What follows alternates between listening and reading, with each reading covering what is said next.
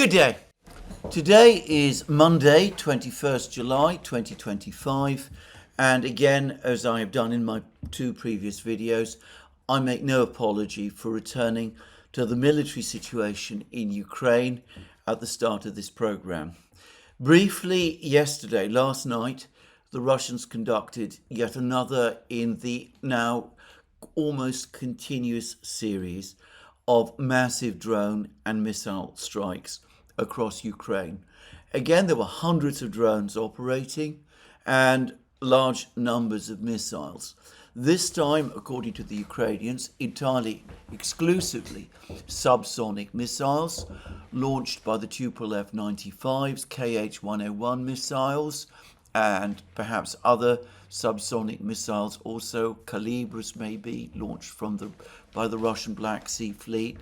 I haven't heard that, but it may be that that's the case, or possibly subsonic missiles launched by Russian tactical fighter jets like the KH-69.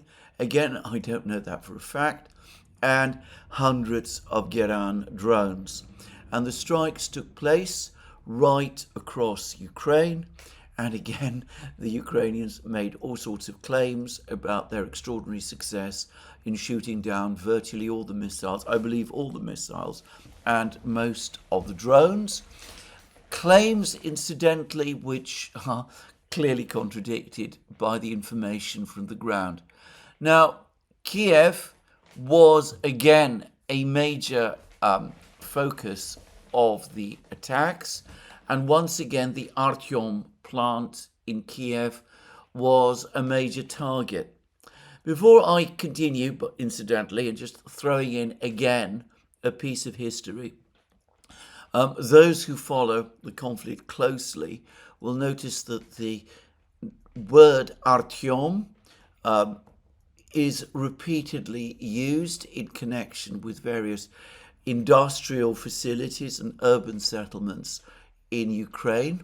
So to give an example, Bakhmut is known to the Russians as Artyomovsk. I believe there is another Artyomovsk in Lugansk region, and of course one of the great factories in Kiev that the Russians regularly attack is called the Artyom factory.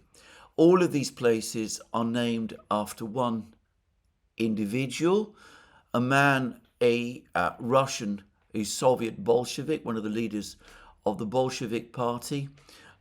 His party name was Artyom, though his actual name was Sergeyev. He was the leader of the Communist Party in the Donbass in the early 1920s. He died in an industrial accident. He was a close friend of Joseph Stalin, and Stalin brought up his son, and in fact adopted his son, who died as recently as 2008 after a rather prestigious military career. Anyway, just a historical detail. The strikes, as I said, continue across Ukraine. They appear to be intensifying. They're happening every day. Alongside Kiev, another major target of the strikes was the city of Ivano-Frankovsk, right in the west of Ukraine, far in the west of Ukraine. It's not at all clear what the Russians were attacking there, but anyway, attack something in Ivano-Frankovsk the Russians were doing. Now, I've received an interesting email from one of the members of the community, one of the most helpful and insightful members of the community, who's had a military background, incidentally, in the Indian military, from what I know. Anyway, he is somewhat puzzled by these Russian missile and drone attacks. If I understand him correctly, he wonders why the Russians are dispersing their attacks across the whole of Ukraine. He thinks that the better approach would be to focus on certain specialized nodes, some specialized locations, and to strike them night after night repeatedly in order to put them out of action. Well, I am not privy to Russian military tactics and thinking. I will say that over the course of the special military operation, the Russian missile and drone offensive has increased massively in complexity and sophistication, and of course in scale. So I doubt that the Russians don't know what they're doing. I'm sure that they do. I'm going to make a guess that a lot of these strikes that we see dispersed across Ukraine are intended to divert the air defences, the Ukrainian air defences, to sow confusion amongst them, whilst probably allowing the missiles to focus on the particular targets that need to be destroyed. And for all I know, these are as concentrated as the targets that this viewer thought that they should be. But as I said, it's difficult for me to comment about these things because this is far outside my area of knowledge. And besides, as I've said many times, the Russian military don't advise me about the tactics they're following or what they are doing. I do think it's worthwhile, however, to mention these things, these contributions from people, because one day the history of this war will be written, and it's a good idea to have the questions out there in the open now, so that when the history is written, those questions are there, and we can perhaps start to get the answers. Anyway, another massive missile and drone strike against Ukraine. Now, there's an article today in the Financial Times which registers the fact that the missile and drone strikes that the Russians are conducting are creating major damage in Ukraine. The title of the article is Russia's drone swarms pierce Ukraine's defenses at record rate. Proportion of Shaheds hitting targets tripled in recent months, according to analysis of official data. The official data, by the way, is Ukrainian, just to say. So, given that the Ukrainians are claiming that they're shooting down nearly all of these drones, this information, which is based on an analysis done by a Western institute, is certain to be, in my opinion, understating and very considerably understating the reality. Notice that the Financial Times, like the Ukrainians, continues to refer to these drones as Shaheds. The original Iranian drone upon which these drones were based was indeed called by the Iranians the Shahed. I think it's a stretch to refer to these drones by that name anymore. As the Financial Times article admits, they are being mass-produced in Russia in vast numbers. For the moment, in the great factory in Kazan, we've actually just had the first photos from inside the factory, though it's a very, very restricted photo, not one that tells us very much. But anyway, as the Financial Times article itself admits, the drones are being manufactured in Russia.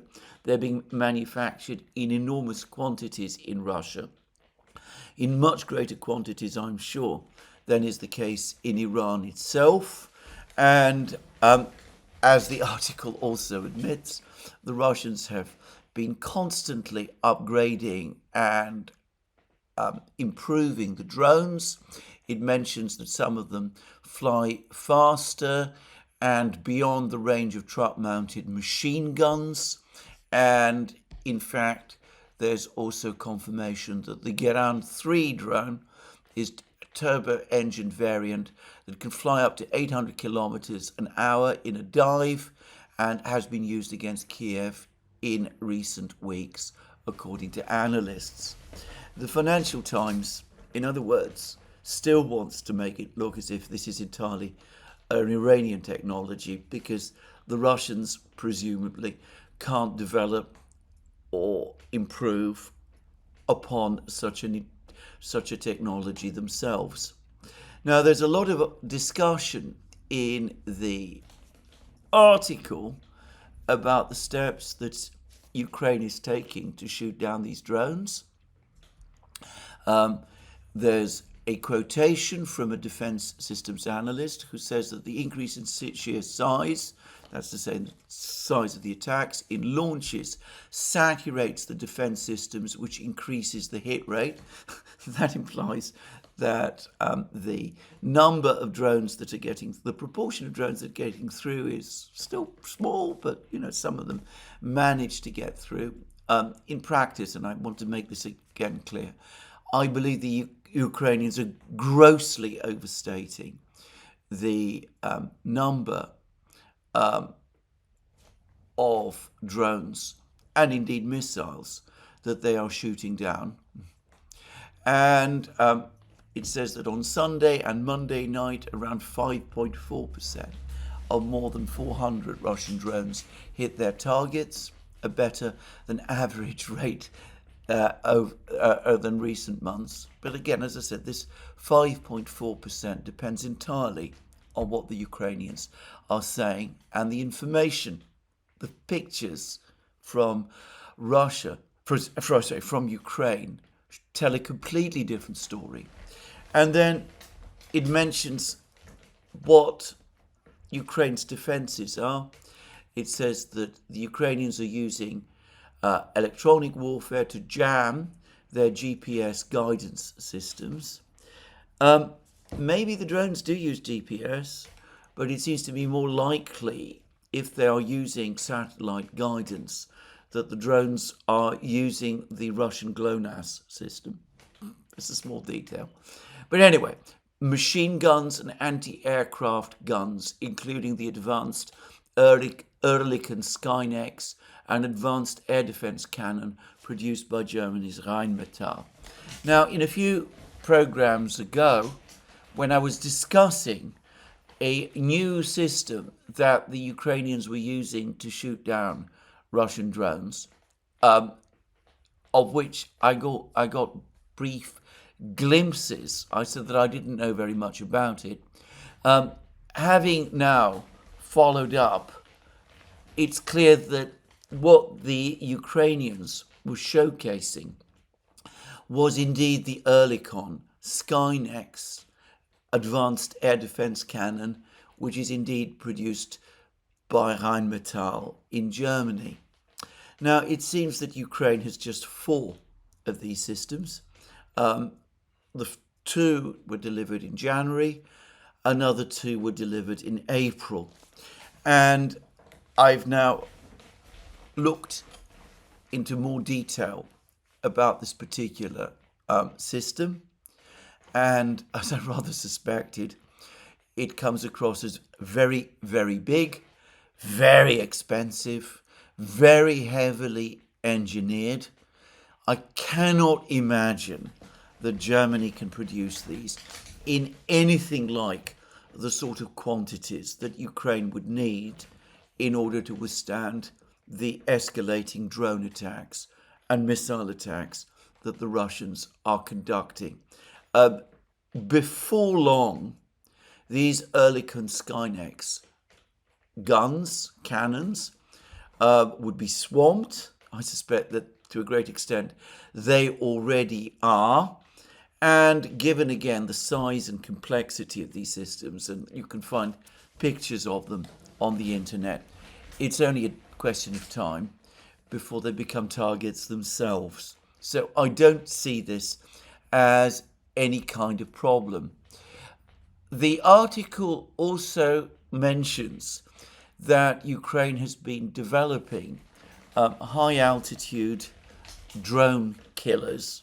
In other words, drones whose job it is to go and search and hunt down and destroy Russian drones and it quotes Zelensky as talking about how the Ukrainians are developing and operating these high-altitude interceptor drones, and how these interceptor drones have supposedly shot down hundreds of Gerans. Again, it's difficult to square those claims with the reality of what we see on the ground. I suspect that when we are looking at counters to drones, anti-drone drones are going to be a part of the answer. But bear in mind that Ukraine's drone manufacturing capability is already fragmented, as I discussed in a previous program. It is already stretched.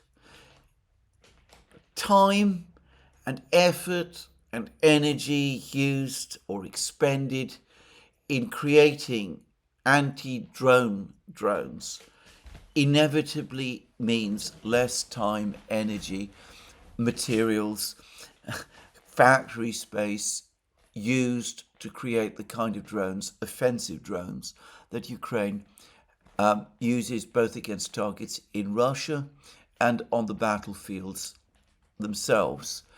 When I discussed the system that turns out to be the Oerlikon Skynex in a previous program, I mentioned that using cannons or guns to shoot down drones, especially sophisticated cannons and guns, meant that ammunition and equipment and materials were being diverted away from the battlefronts, where they were probably sorely needed to fulfill these defensive roles.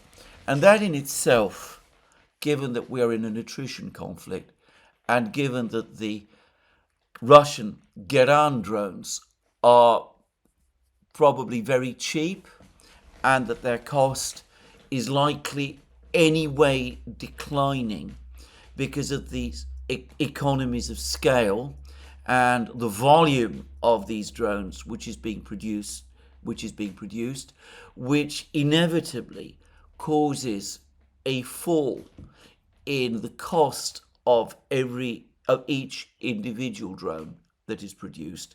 It is an iron law, by the way, of industry that happens, that volumes ultimately reduce the costs of the individual items being produced. Anyway, given that this is so, and given that we are talking about a war of attrition, it's systems like the Oerlikon, the Skynex, and it's probably very sophisticated ammunition and its accompanying radars and all of that kind of thing. The need to develop high-altitude anti-drone drones, all of this, it's probably not going to be especially effective anyway, but it's going to ultimately drain resources just as much as the hitting of the targets by the Russians also does. Anyway, there is something else to say, which is that the Financial Times article contains a single paragraph about the fact that the Russians also use cruise and ballistic missiles in their attacks.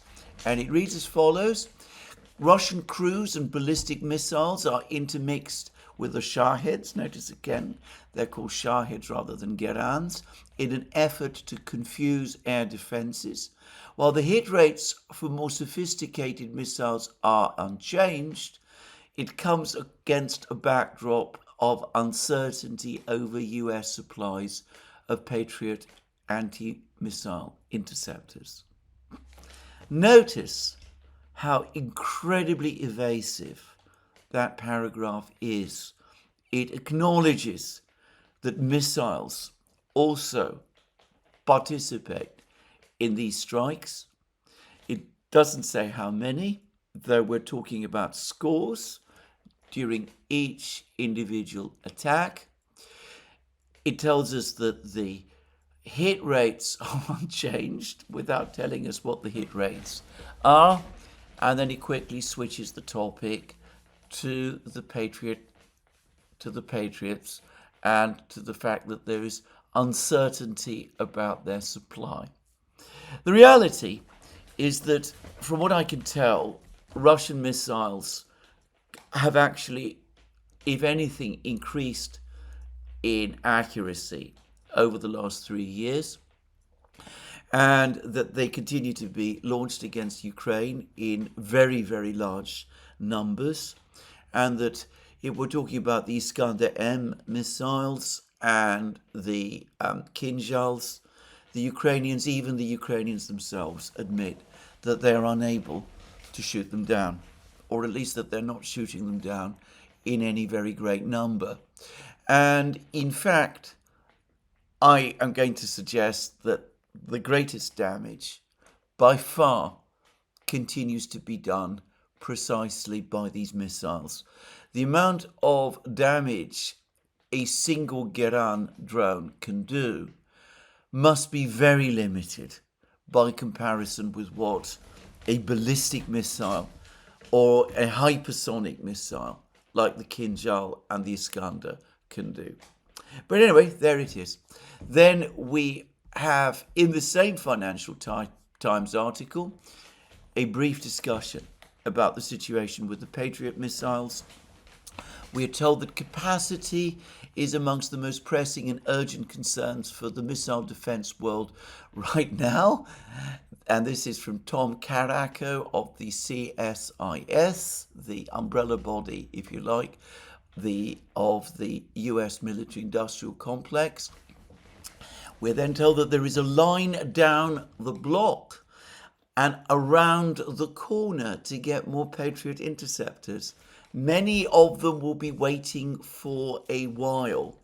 The only admission in the entire article that there is a desperate shortage of Patriot missile interceptors, and that there really isn't anything that can be done to correct this problem anytime soon.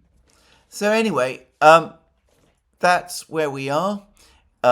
It shows that the situation in the skies is becoming so bad for Ukraine that even the Financial Times has to acknowledge the fact, much as they dislike doing so. And perhaps the most interesting comment was made in the article was made by a military industrial analyst, Andrew Turner, chief executive of Sabre Capital and a former air marshal in the Air Force, Royal Air Force.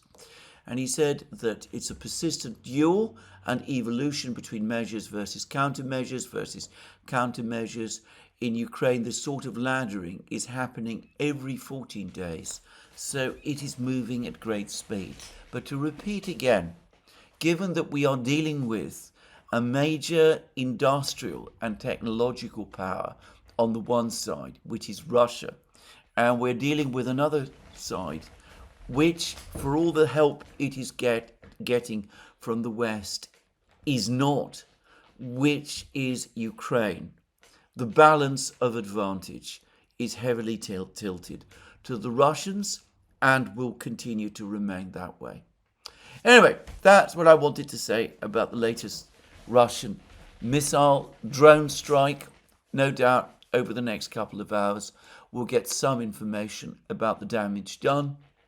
It does seem to be considerable, and as I think I discussed in my last program, it's quite clear that the Russians are now attacking the logistical routes, the supply routes along which the Western equipment travels, that they're targeting the trains and maybe even the large vehicles, the big trucks that supply the weapons, and that this is happening on a growing scale, and there's no reason to think that it won't continue to do so.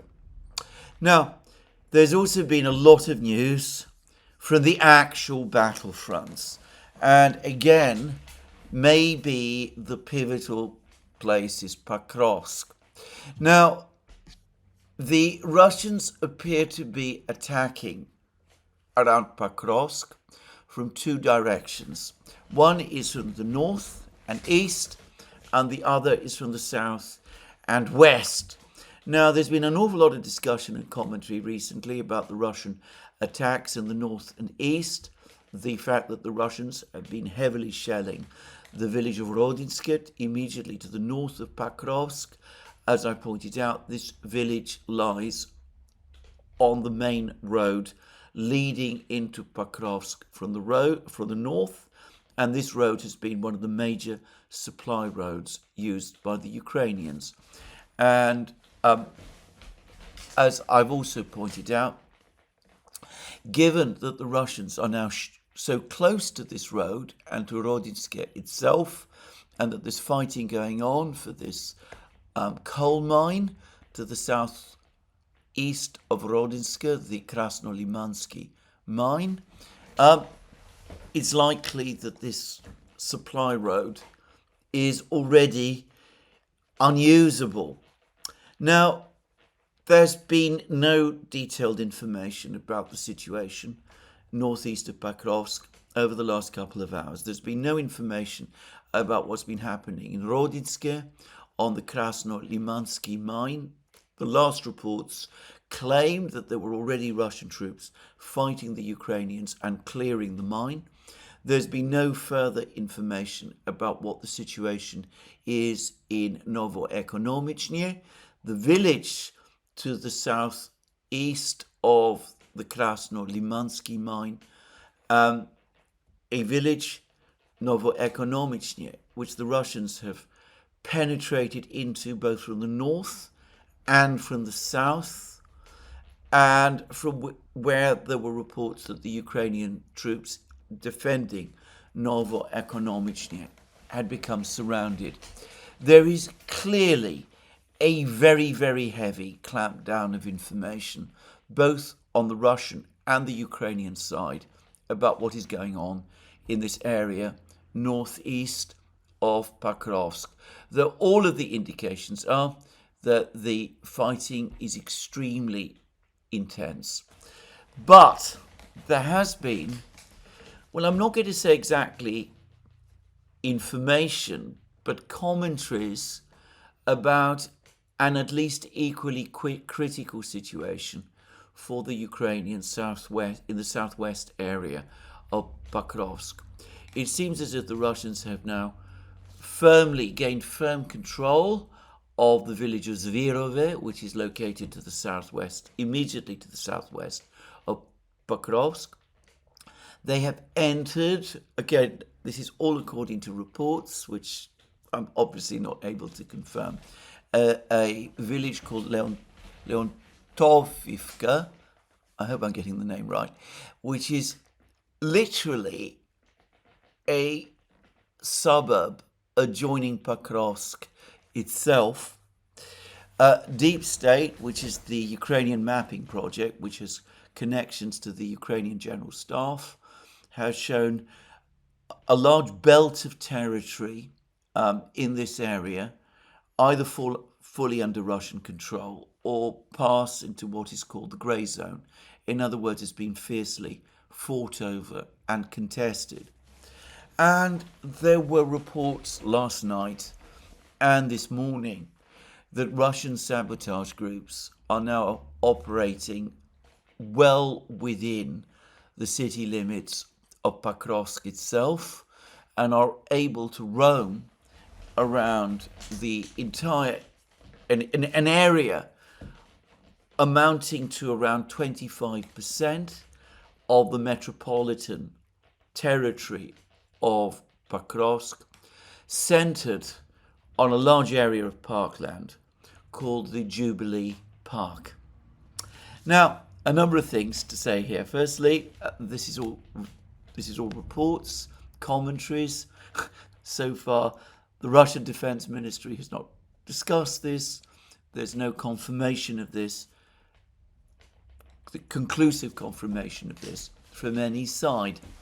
Secondly, Though reports that the Russians are able to operate without much hindrance in 25% of the Pokrovsk metropolitan area might seem dramatic, it is important to stress that this is mostly parkland and we're not talking about a built-up area at all. Thirdly, even these reports say that these are reconnaissance units. And by the way, I should stress these are not Russian reports. They appear to come more from Ukrainian sources. But it's clear that these are reconnaissance units that are operating in this area. These are scouts, in other words. We are not talking about regular formations of the Russian army who would have allegedly entered this territory with the objective of holding it and digging in. So it's more mobile reconnaissance units going in and out and doing those sort of things. But these reports do exist. They are suggestive. They suggest that the situation in Pokrovsk is indeed becoming very brittle. They would suggest, if they were true, that the Ukrainians might be abandoning some of the outlying areas of Pokrovsk itself and could be retreating into the more heavily built up areas in the center of the town. But overall, the general tenor of all of this is that the operational crisis that the Ukrainians are facing in Pokrovsk is becoming very, very grave indeed. If any of this is true, if the Russians are indeed able to roam around southwest Pokrovsk in this way that's been described, if the Ukrainians have indeed in effect been pushed back to the center of the town, given that the Russians are there at the northeast of the town as well, well, it looks as if the Ukrainians are under pressure from every side, and perhaps their supplies are dwindling and that there is a supply crisis. And maybe already the situation is becoming so critical that we are looking at the early stages, or perhaps not even the early stages, of a collapse.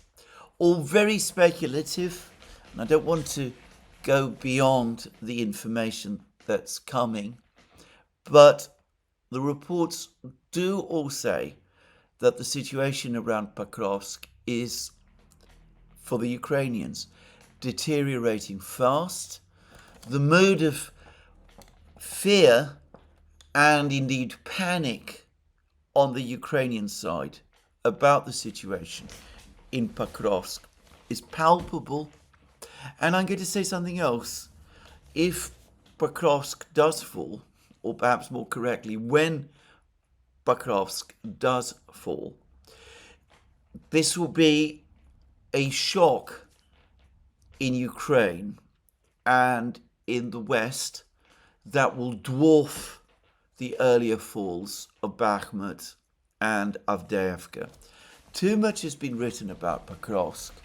There is too much obvious importance to Pokrovsk to dismiss the importance of its fall.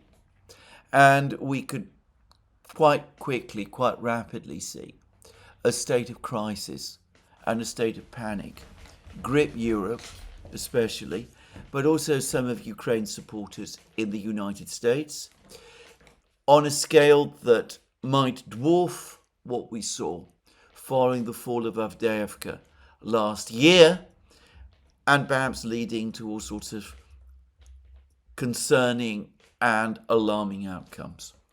Now, the other town that the Russians are attacking, Konstantinovka, are in the process of attacking, the situation there seems to me roughly a month behind where Pokrovsk currently is.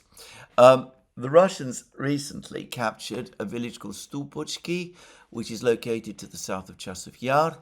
Then they went forward and captured another village called Pretechnine, which is located to the south of Stupochki.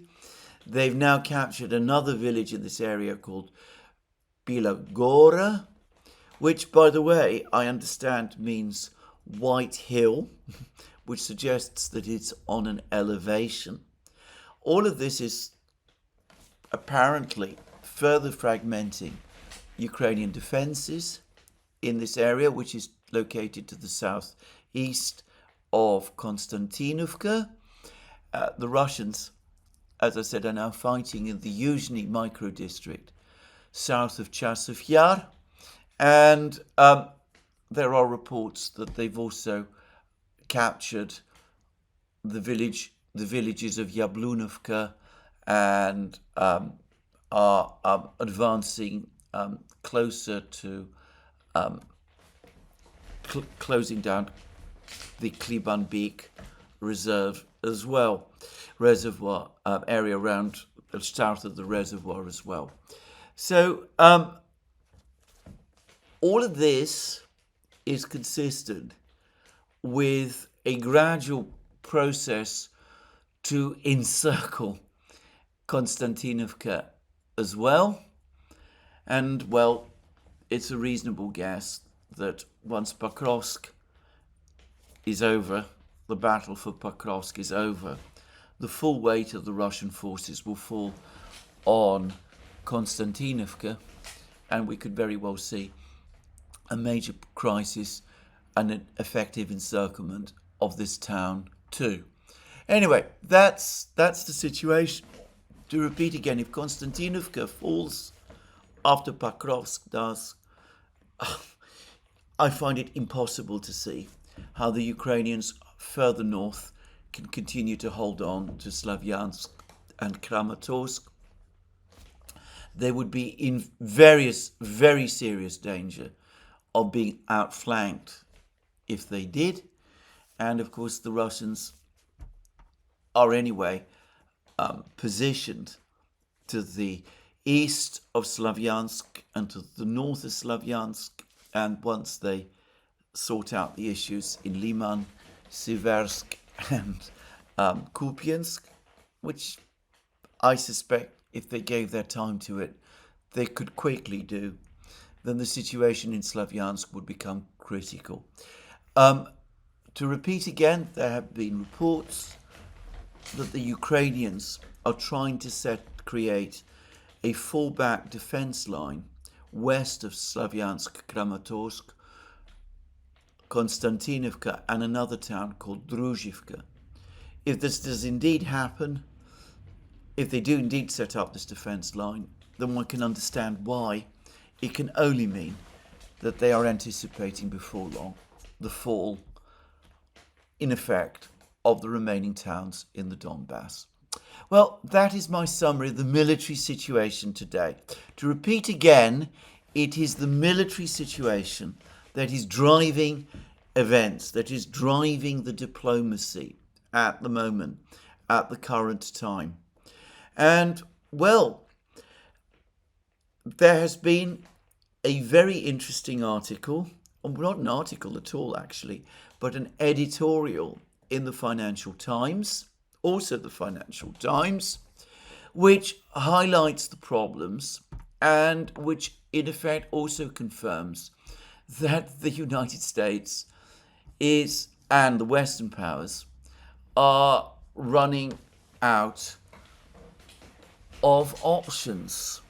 Now, the Financial Times article is basically an attempt to put a positive spin on Trump's announcement of 10 days ago about the fact that the United States is going to resume supplies of arms to Ukraine, but that these are going to be paid for in future by the Europeans.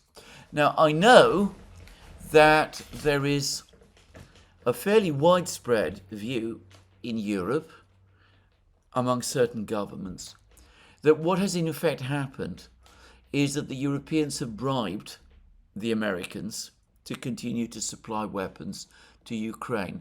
There is considerable anger just below the surface about this arrangement.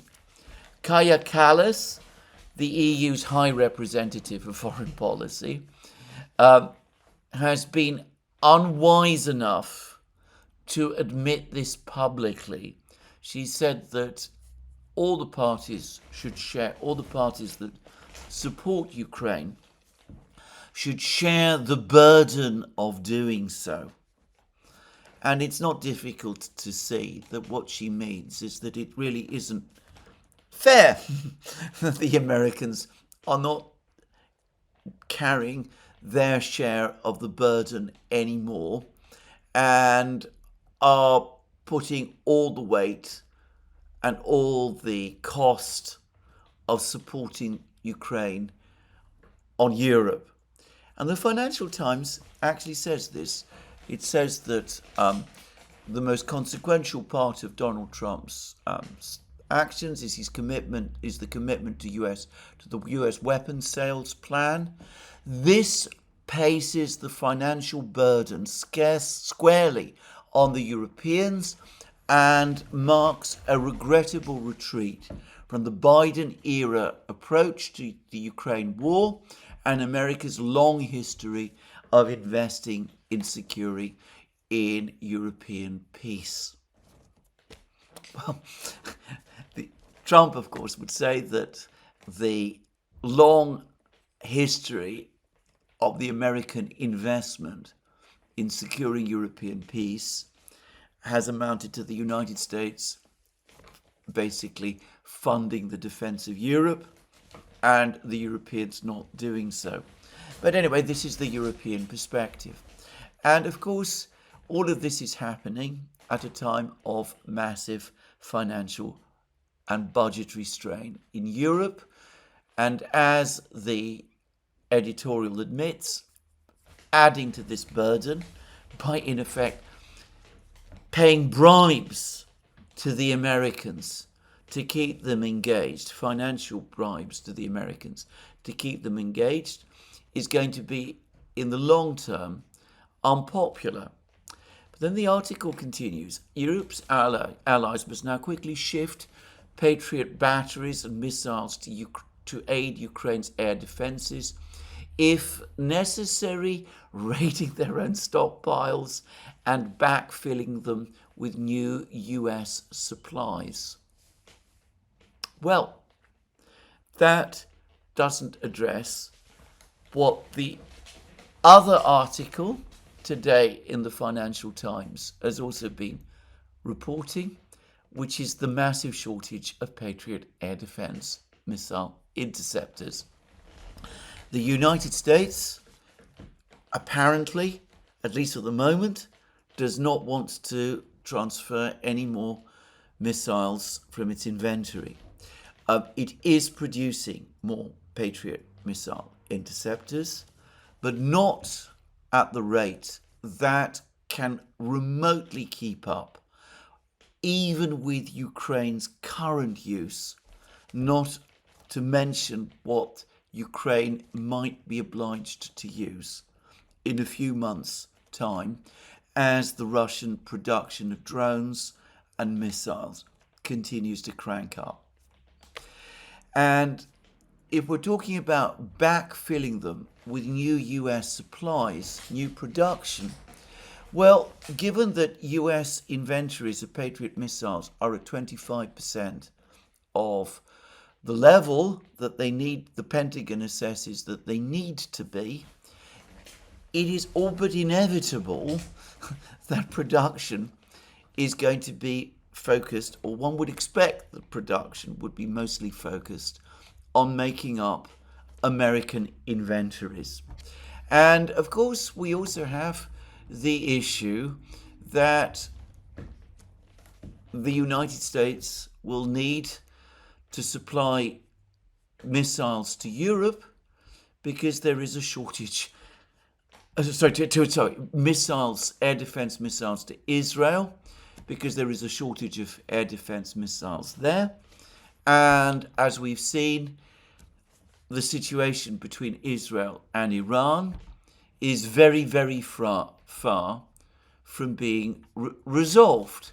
As that American analyst that I discussed from the other Financial Times article says, the United States cannot produce enough of these missiles. There's a problem of capacity. The queue to buy these missiles not only goes down all the length of the street, but round the corner. And this is the reality that people in the Financial Times will not face. Or perhaps they are facing it, and perhaps the next sentence provides the clue. Kiev also needs more long-range weapons to hit targets beyond the front lines. Again, which weapons? I understand that the United States is now short of ATACMS missiles. There's 18 left, apparently, in Ukraine, which maybe Ukraine would be able to use. Are they referring here to the JASSMs? Are they referring to the Tomahawk missiles? Are they referring to the Taurus missiles?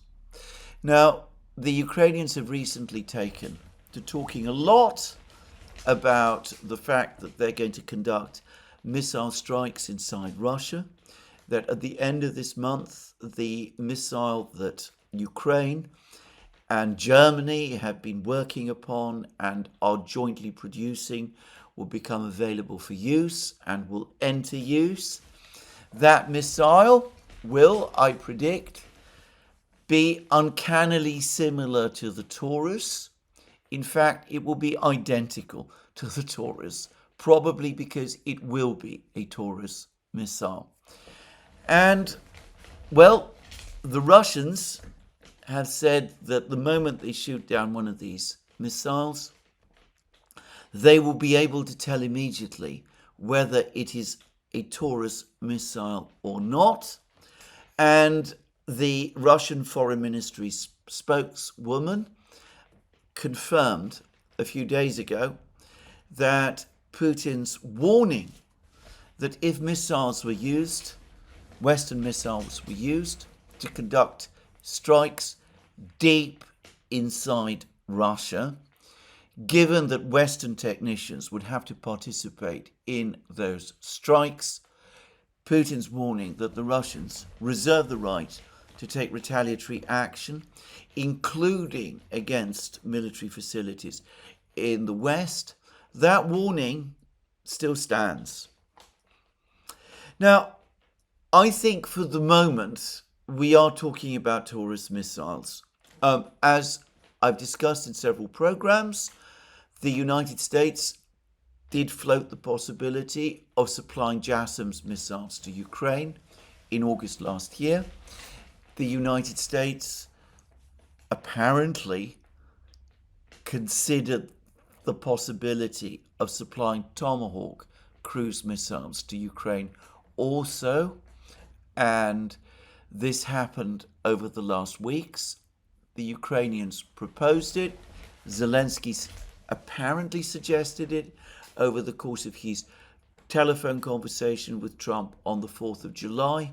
But for the moment, the Americans have pulled back on that.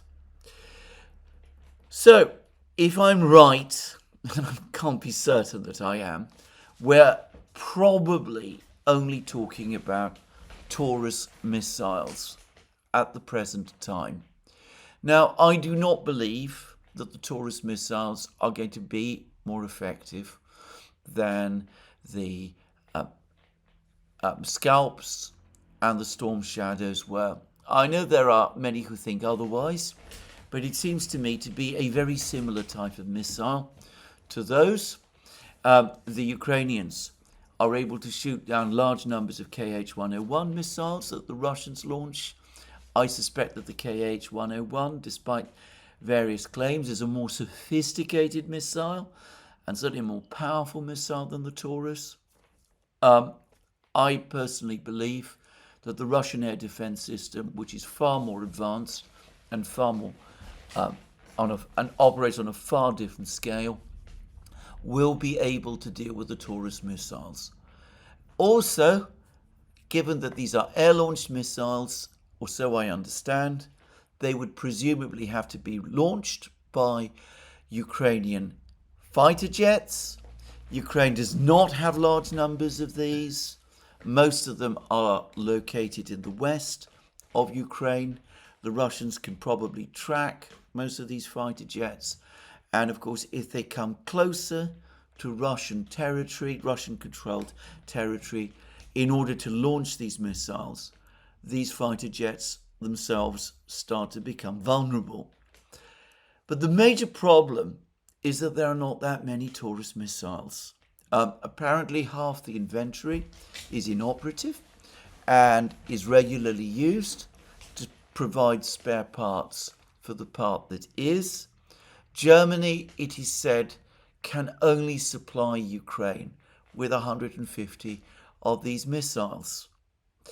Now, right back at the start of Russia's missile war against Ukraine, the Russians would launch strikes with roughly 100 missiles in one single strike.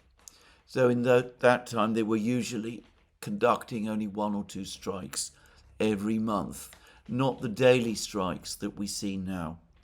But still, we would be having, Ukraine would receive perhaps as many Taurus missiles from Germany as the Russians at one time were expending again in a single strike against Ukraine.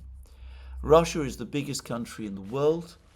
Its industrial base is enormous and very, very widely dispersed.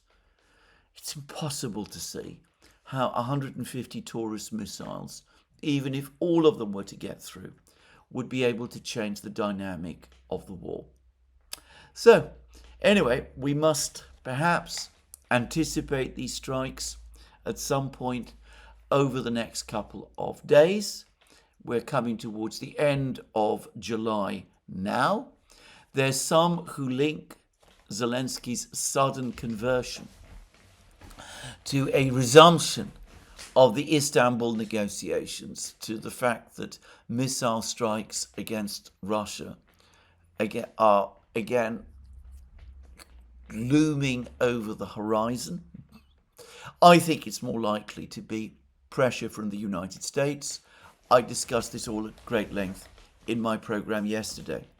But anyway, one way or the other, these missile strikes are not going to change the situation decisively in the way that perhaps Zelensky hopes, and the way maybe that the editors at the Financial Times also hope. So a shortage of Patriot missiles, probably a shortage of Taurus missiles also. If the JASSMs come, there's not an infinite number of those. If the Tomahawks are sent, well, that would be a massive crisis. We're a long way from that point. And in the meantime, it's increasingly looking as if Pokrovsk is about to fall. So, the Financial Times, the same editorial, then goes on to admit that the sanctions threat that Trump also made, the one to impose 100% tariffs on China and India and other countries that buy Russian oil, that threat is hollow. And it says this: Trump's 50-day ultimatum to Moscow to strike a deal backed by the threat of new tariffs on Russia and secondary tariffs on countries that buy Russian energy products is less credible. The tougher rhetoric is welcome, but the president has repeatedly backed away from imposing the paralyzing tariffs he has touted in his wrangling over trade terms with US partners.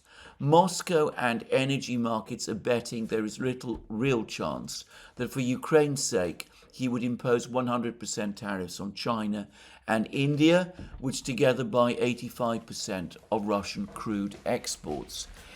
Any measures that take larger volumes of Russian oil off the market, moreover, would risk a global economic shock and a surge in US pump prices that Trump would surely want to avoid.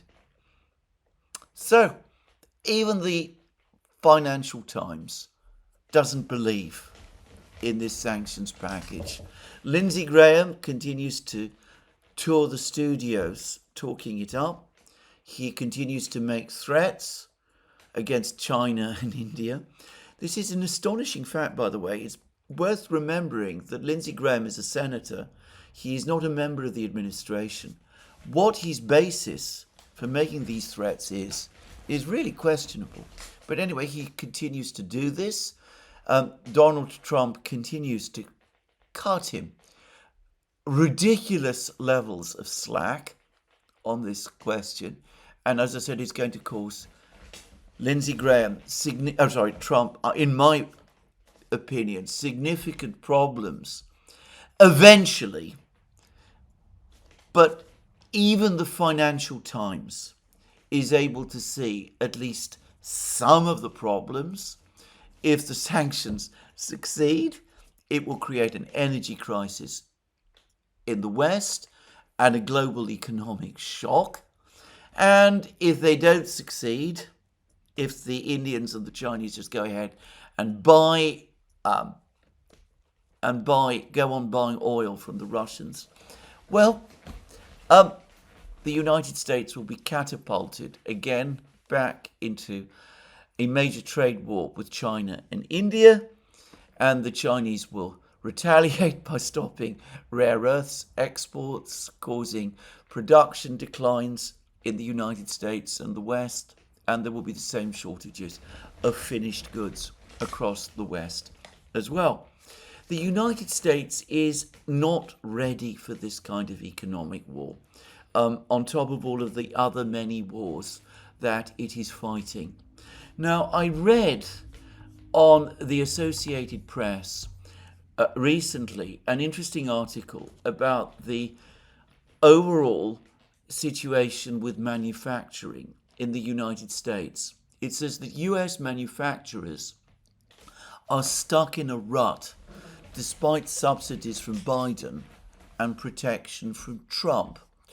And the article admits that despite all of the efforts that have been made, first by the Biden administration, and since he became president a couple of months ago by Donald Trump, the reality is that manufacturing output in the United States continues to decline. President Biden handed out subsidies to cheap chip makers and electric vehicle manufacturers. President Trump is building a wall of import taxes, tariffs, around the US economy to protect domestic industry from foreign competition. Yet American industry has been stuck in a rut for nearly 3 years, and it remains to be seen whether the trend will reverse itself. The US Labor Department reports that American factories shed 7,000 jobs in June for the second month in a row. Manufacturing employment is on track to drop for the third straight year. The Institute for Supply Management, an association of purchasing managers, reported that manufacturing activity in the United States shrank in June for the fourth straight month. In fact, US factories have been in decline for 30 of the 32 months since October 2022. October 2022 is, of course, the time when the higher energy costs caused by the sanctions that the Biden administration and the Europeans imposed against Russia at the start of the special military operation began to hit home. It is not a coincidence that US manufacturing has been in steady decline since then. And of course, what is a decline in the United States is something much worse in Europe. There, we're talking about outright deindustrialization, not just in Germany, but in other countries, and I am becoming increasingly familiar with the situation in Britain most of all. So, given that this is so, how is the United States at this present point in time positioned to stop imports of manufactured goods from China, and if China from other Asian manufacturers, because the one is going to lead to a spin-off affecting the others? How can it cope with stops in supplies of rare earths? It is impossible to see a way around this problem, or at least I cannot. There is a serious risk if these sanctions, these tariffs were to be brought into effect, that two things would happen. That there would be a slowdown in Russian oil exports, leading to a rise in cost of energy, putting further pressure on US industry and European industry too. And this at a time when there were shortages of goods altogether, because the supply of goods from China was slackening at the same time. Now that, of course, is not to deny that if we were to find ourselves again in an economic war between the United States and China, there would be effects on China. But latest data suggests that despite the tariff shock that the United States imposed on China in March and April, overall China's export trade in the first half of this year has grown and continues to do so. The Chinese have found that they can develop alternative markets. The BRICS do seem to be becoming more interconnected economically. The Russians have the resources, the Chinese have the manufacturing. At this present time, it doesn't look to me as if the Europeans and the Americans have either, at least at the levels that would be needed to sustain and in the end win an economic war. Now, this may explain a rather strange dialogue or situation that is taking place at the moment between China and the United States. Now, over the course of the last week, there's been a chatter of commentary on the Chinese social media that Xi Jinping is intending to invite Donald Trump to come to China in September to celebrate with the Chinese the 80th anniversary of victory over Japan.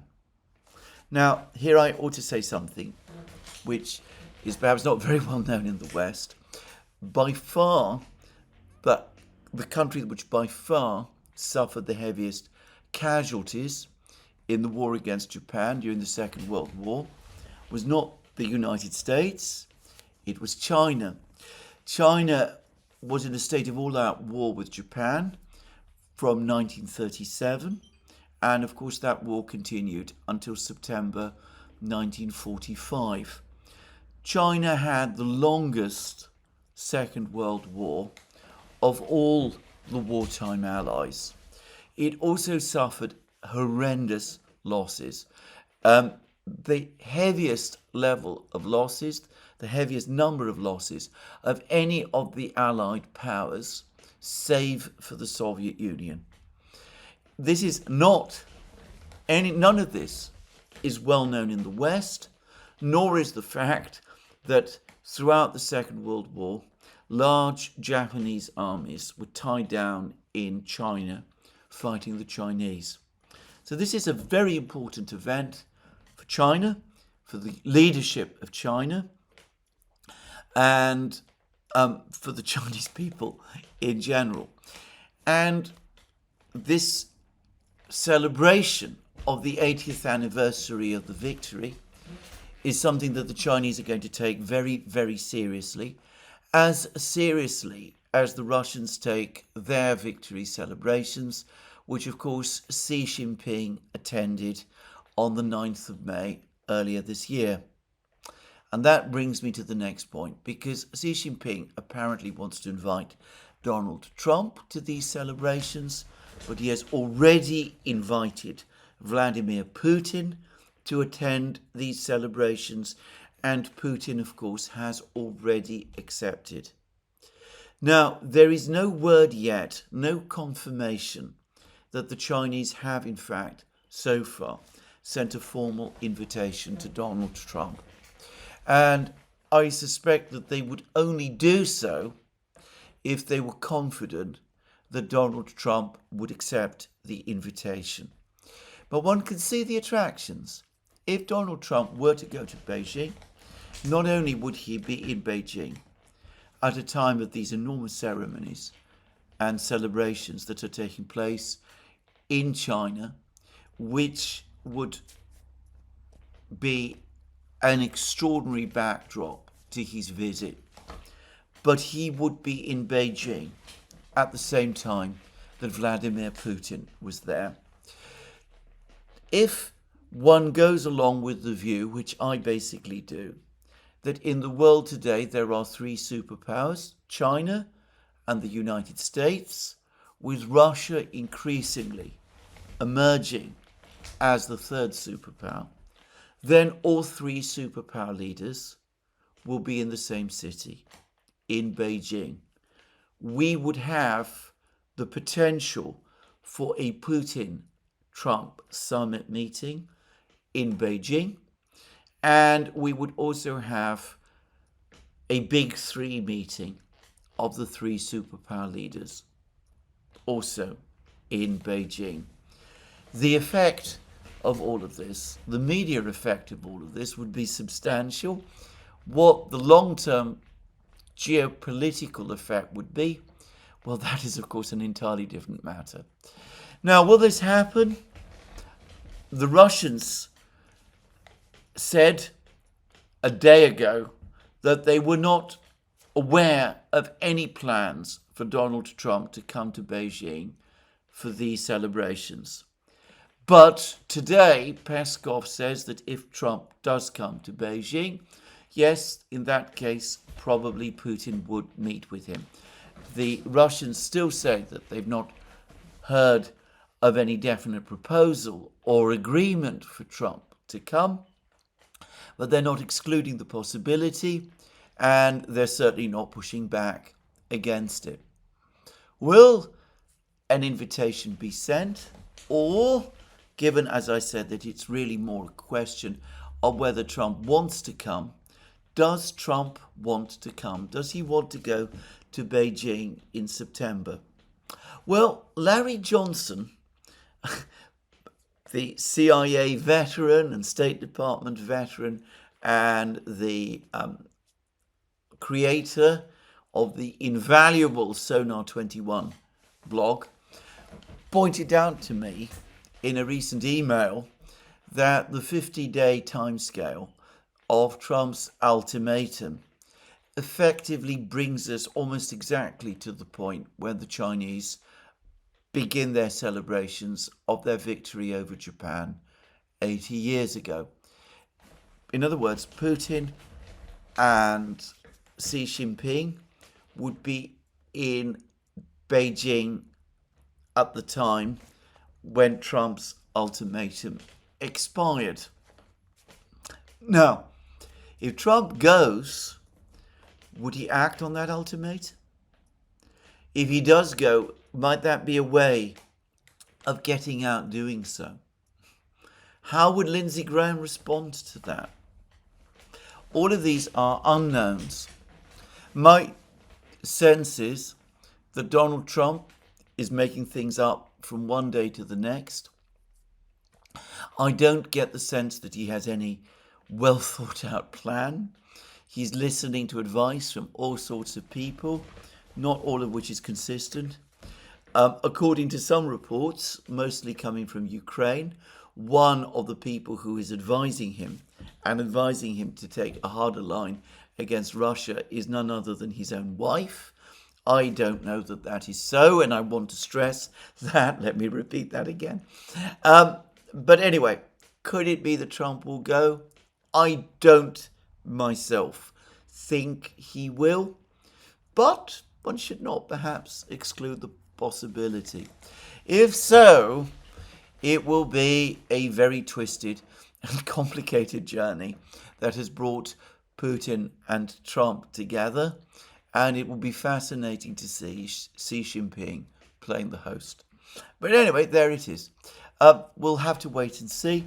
We'll probably get, well, knowing the way things like this work out, we'll probably get confirmation one way or the other. Well, certainly confirmation if Trump does decide to go, probably at the very last moment. Anyway, there it is. This is where we are at the moment. The Russians appear to be in the early stages of storming Pokrovsk, a crisis in Konstantinovka, an air offensive that Ukraine cannot really address. The Financial Times admitting that the sanctions won't work and that Trump is unlikely to act on them. But a possibility of a summit meeting, of a superpower summit meeting involving the big three. There will be many, many people in the United States who I think would be happy if that happened. There will be many others who will be very unhappy indeed. And if we are talking about the Europeans and the Ukrainians, I think they would be horrified if it happened. But anyway, we shall just have to wait and see. In the meantime, and this is a topic I'm going to finish the program on, we've had certain disclosures coming from the US intelligence community, from the Director of National Intelligence, Tulsi Gabbard, to be precise, about the Russiagate scandal that caused Donald Trump so many problems over the course of his first term. Now, there was a time when discussion of Russiagate was almost the most important topic in the media, and we discussed it at exhaustive length, Alex Christoforou and I, in the Duran. If you go back to the articles that we were writing in 2016, 2017, if you look at the videos we were making from about 2018 to 2019, they were dominated by Russiagate. Well, not dominated, but Russiagate commentary took up an awful lot of our time at that time. And for the record, we always insisted that the allegations of collusion between Donald Trump and the Russians were so threadbare that they were obviously untrue.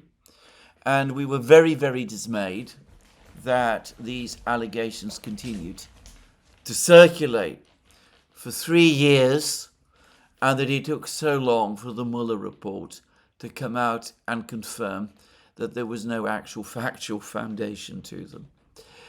Anyway, what I'm going to say is this. The latest reports, the information that Tulsi Gabbard has published, go a lot further than simply saying that there was no evidence that Donald Trump and the Russians were in any type of collusion. What Tulsi Gabbard and the documentation she's providing shows is that, in fact, the intelligence community, the best analysts in the intelligence community, had already assessed this before Donald Trump was inaugurated as president in January 2017. Apparently, there was even an intelligence assessment of some kind in the autumn of 2016, whilst Barack Obama was still president, which specifically said that there was no real convincing evidence that the Russians had done anything at all that affected the outcome of the elections. And apparently that assessment basically rejected the whole collusion hypothesis. I say it, of course, I haven't seen that assessment, so I'm not exactly certain what it did say. And it seems that there is a huge amount of focus on a meeting that took place, I believe, in the White House in December 2016, chaired by the President of the United States, Barack Obama. And it's been suggested that this particular meeting played a seminal role in some way in igniting the scandal in the months that followed. Now, again, I would just make a brief personal point about this. Over the course of 2017 and 2018, Alex Christoforou and I, as I very well remember, went through all of the various dribbles of information that were coming out about the origins of Russiagate, and we worked backwards. And we also came back to this meeting in December 2016, and we thought then that this looked like a very important meeting indeed, one which did indeed set the train for other things. But of course, that was speculative then. Today, we have this information from Tulsi Gabbard and the intelligence community. Hopefully, things will be taken a lot further this time. But there is one point I want to focus on. I believe it was in 2018 that Donald Trump and Vladimir Putin had their only one-to-one summit during the time of Donald Trump's presidency, first presidency, a summit meeting which took place in Helsinki. And I remember the dismay and horror when the announcement was made that this summit meeting would take place, and the enormous pressure on Trump to corner Putin over the Russiagate allegations.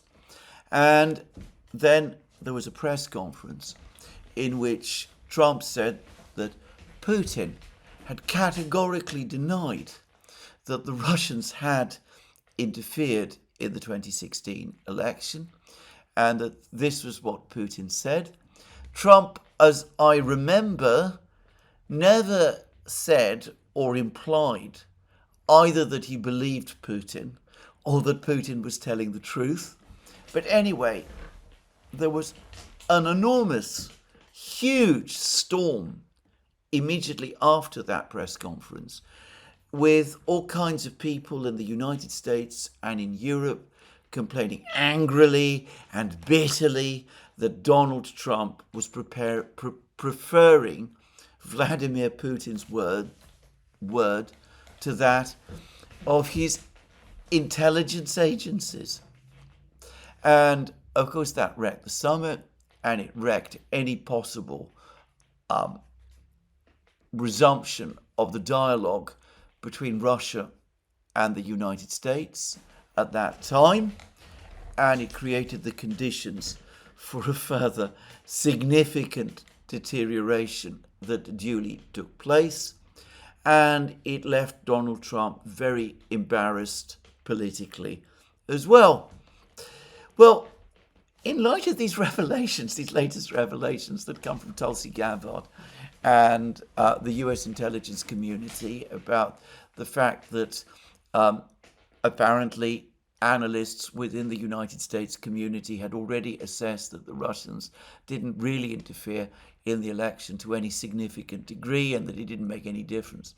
Well, let's just take a step back and think about that meeting between Putin and Trump. Doesn't it not look as if Putin might indeed have been telling the truth all along? That he had indeed told Trump the truth, that Russia did not interfere in the elections. And though, as I said, Trump didn't say that he agreed with that, he didn't appear surprised or put off by Putin's denial, perhaps because he did give credence to that denial. And why wouldn't he, after all? Trump would have known, for example, that the collusion allegations were untrue because he was the person who was supposedly in collusion with the Russians, and he would have known that that was not in fact the case. So anyway, put all this together today, and we can see how it's starting to look, in fact, it's very definitely beginning to look as if what Putin told Trump in 2018 in Helsinki was, in fact, the truth. What the US intelligence community was telling not just Donald Trump, but the entire world at that time, and what was being endlessly repeated, relentlessly repeated across the media, it's starting to look as if it was not the truth, and that the US intelligence community itself knew that, or at least some people within it knew that all along. Given which, why do we continue to believe them? Why do we continue to believe what they tell us about anything? I ask the question. Maybe some of you can come up with answers, but they told us all sorts of things about Iraq's various programs, which turned out to be wrong. They told us all sorts of things about the various groups that were fighting in Syria, and those turned out to be mostly wrong as well. And, well, it's starting to look as if what they were saying for weeks and months, years, and what they said to Robert Mueller, and what they said to the Senate and the House of Representatives about Russiagate, that too may not have been true. Well, hopefully we will get more answers. But all I would say is that if you want to believe, continue to believe what the US intelligence community says on a regular basis, well, it seems to me that you need a very long spoon, and perhaps a little more skepticism might be a little helpful. Anyway, this is where I finish my program today. We'll be seeing whether there's more news about Pokrovsk tomorrow. And in the meantime, all that remains is for me to remind you again that you can find all our programs on our various platforms, Locals, Rumble and X. You can support our work via Patreon and Subscribestar and by going to our shop, links under this video. Last but not least, if you've liked this video, please remember to tick the like button and to check your subscription to this channel. That's me for today. More from me soon. Have a very good day.